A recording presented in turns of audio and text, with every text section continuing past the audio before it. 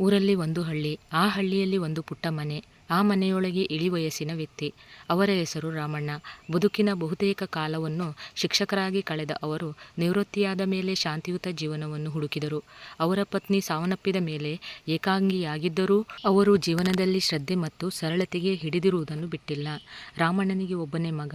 ಅವನ ಹೆಸರು ಸತೀಶ. ಸತೀಶ ನಗರದಲ್ಲಿ ಕೆಲಸ ಮಾಡುತ್ತಿದ್ದ. ಉತ್ತಮ ಉದ್ಯೋಗ, ಸುಂದರ ಗೃಹಸ್ಥಾಶ್ರಮ ಎಲ್ಲವಿದ್ದರೂ ಕೂಡ ತನ್ನ ತಂದೆಯ ಬಗ್ಗೆ ಆತ ಹೆಚ್ಚು ಕಾಳಜಿ ತೋರಿಸುತ್ತಿರಲಿಲ್ಲ. ತಿಂಗಳಿಗೆ ಒಂದು ಸಲ ಕರೆ ಮಾಡುವುದು, ವರ್ಷಕ್ಕೆ ಒಂದು ಸಲ ಮನೆಗೆ ಬರುವುದು.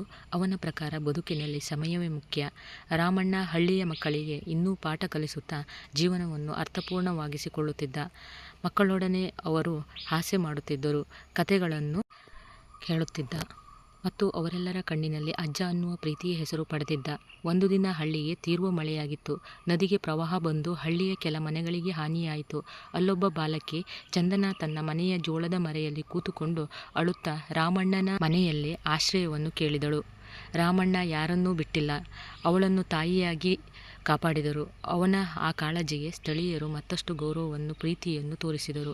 ಆದರೆ ಸತೀಶ ಈ ಸುದ್ದಿಯ ಬಗ್ಗೆ ಕೇಳಿದಾಗ ಕೋಪಗೊಂಡ. ಬೇರೆಯವರ ಮಕ್ಕಳನ್ನು ಕಾಪಾಡುವುದಕ್ಕೆ ನೀನು ತಾಳ್ಮೆಯೆಲ್ಲ ಇಡಬೇಡ ಎಂದನು. ತಂದೆಯ ಮನಸ್ಸು ಏನು ಹೇಳುತ್ತದೆ ಎಂಬುದು ಆತ ಅರ್ಥ ಮಾಡಿಕೊಳ್ಳಲಿಲ್ಲ.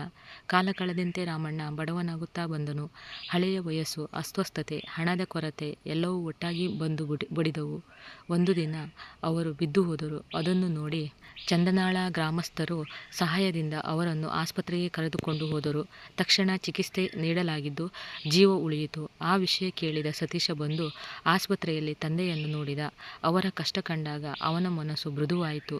ತನ್ನ ಇಡೀ ಜೀವನವನ್ನು ತನಗೋಸ್ಕರ ಮಾತ್ರ ಎಣಿಸಿದವನಿಗೆ ಅದು ಒಂದು ದೊಡ್ಡ ಪಾಠವಾಯಿತು. ತಂದೆ, ಕ್ಷಮಿಸಿ, ನಾನು ನಿಮ್ಮನ್ನು ಹಾಗೆ ನಿರ್ಲಕ್ಷಿಸಿದ್ದೆ. ನೀವೆಂದಿಗೂ ನನ್ನ ಬದುಕಿನ ಬೆಳಕು. ನೀವು ಬಿಟ್ಟಿದ್ದರೆ ನಾನು ಇಲ್ಲ. ರಾಮಣ್ಣ ನಕ್ಕರು.